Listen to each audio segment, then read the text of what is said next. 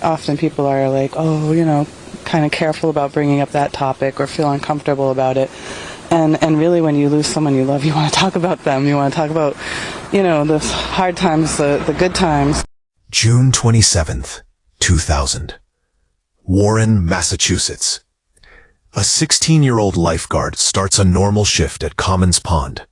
Her chair is set. Her whistle and sandals are there. Minutes later, she is gone. We know her name, Molly Bish. Her mother, Magi, drove her to the beach that morning. She watched Molly walk toward the lifeguard stand. Then, she pulled away. That was the last confirmed sighting of Molly alive. A report comes in from the beach. The lifeguard chair is empty. No one is on duty. Belongings are still there. Something is wrong. June 27th. We don't see the lifeguard. Her things are here. Please send police. Units en route to Comins Pond. Possible missing juvenile. Police respond. The first question is simple. I will scream from the highest mountains for justice for my entire life. Where did a teenager go in broad daylight? The second comes fast. Did someone watch this spot before today? We will test those questions, call by call, lead by lead, starting with who Molly was, and what her family saw in the days before she vanished. Molly Ann Bish, born August 2, youngest of 3, sister Heather, brother John Jr., home Warren, Massachusetts. She attended Quaboag Regional High School. She played sports. She made the honor roll. She took a summer job guarding families at Comins Pond. She wanted to help people. That part is clear. In the week before June 27, her mother noticed a man. He sat in a white sedan near the lot by the water. He watched the beach. He smoked. He did not swim. She saw him again the day before Molly disappeared. She felt uneasy. Home to neighbor, June 26, 2000. Magi, that man in the white car is back by the beach, just sitting there. Neighbor, do you think he's waiting for someone? Magi, I don't know. I'm telling John. If I see him again, I'm calling police. That concern becomes the spine of the early investigation. In the days before June 27, Magi Bish noticed a man. He sat in a white sedan near the lifeguard station. He smoked. He watched. He never swam. On June 26, the day before Molly vanished, he was there again. Magi grew uneasy. She later said, he was smoking, just watching. The next morning she tried to push her fear aside. She reassured Molly, but the nervous feeling never left. June 26, 2000. John Bish to family friend. Magi's been worried. She swears she's seen the same guy waiting by the pond. Friend, same car every time? John, yeah, a white sedan. She's sure it's the same man. The warning was clear, and within 24 hours, the worst would happen. June 27.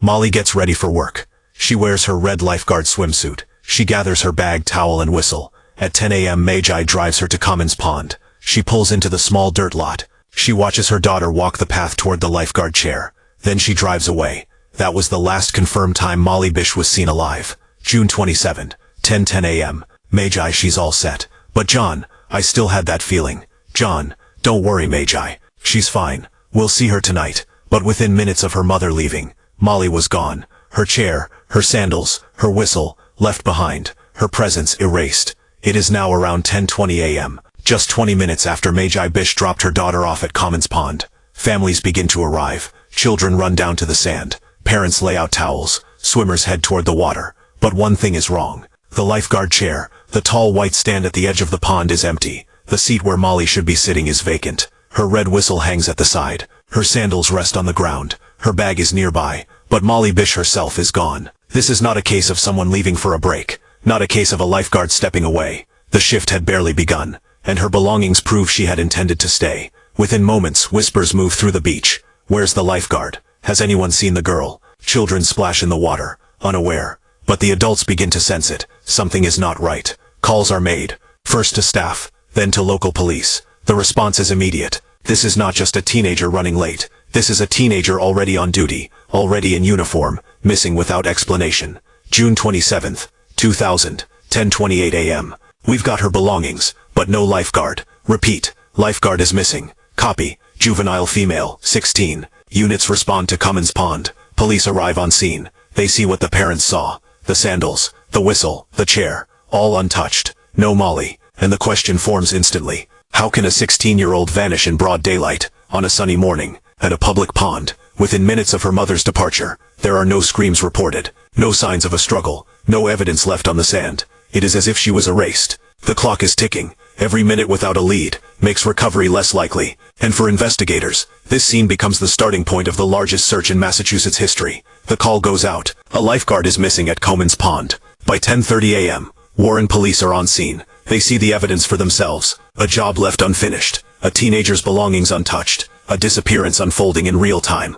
Local officers begin to sweep the shoreline. They call Molly's name. They check the bathrooms. They move through the parking lot. No answer. No Molly. By noon, the case has already escalated. The Massachusetts State Police are alerted. The FBI is contacted. This is no longer a small-town case. It is now federal. Helicopters circle overhead, scanning Comins Pond from above. Dive teams enter the water, searching the pond itself. At first, investigators fear drowning, but the chair was empty from the beginning. Her shoes were still there. The evidence points away from an accident, and towards something worse. By the afternoon, the story spreads across Massachusetts. Families join police on the ground. Neighbors leave their homes to help. Search dogs are brought in. ATVs move through the surrounding woods. It is the largest, most expensive search in the history of the state. Thousands of volunteers form human chains. They walk shoulder to shoulder, scanning every inch of forest, every bush, every ditch, every trail. Some carry flashlights, some carry maps. All of them are looking for one thing: Molly Bish. Police Chief briefing Governor's office, June 27th. We've mobilized every resource. This is the biggest manhunt this state has ever seen.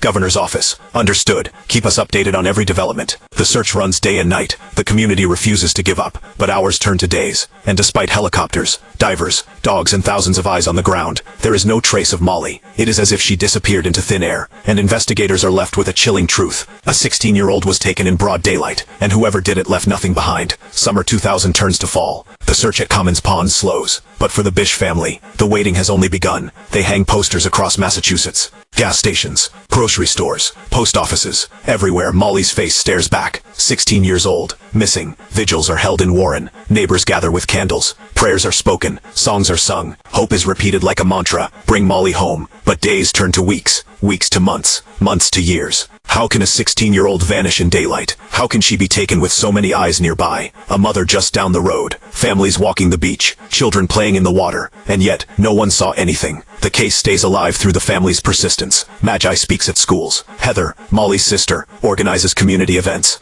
John Bish, her father, makes calls to detectives. John Bish to detective, early 2001. We just need answers. Please don't forget our daughter. John, we're still working leads. Nothing is closed. She's our little girl. We can't lose her twice. For the Bish family, forgetting is not an option. For investigators, the case is open but cold. And for the town of Warren, the mystery of Molly Bish becomes a wound that refuses to heal. It is now 3 years later, June 9th, 2003. The search for Molly Bish has gone cold. But the woods of central Massachusetts still hold their secret. In Palmer, Massachusetts, a hunter moves through the dense forest near Whiskey Hill. The area is remote. Thick brush, rough trails. Just 5 miles from Comins Pond, he stops suddenly. On the ground, scattered across the leaves, are bones. At first he isn't sure, but the shape is unmistakable. Human. Hunter to 911. June 9th, 2003. We found bones. Looks human. You'd better send someone. Location: Whiskey Hill, near Palmer. Off the trail. It's bad. Police respond. The site is cordoned off. Investigators carefully collect what remains. It is not a complete skeleton. Years of weather, animals, and time have taken their toll. Tests are ordered.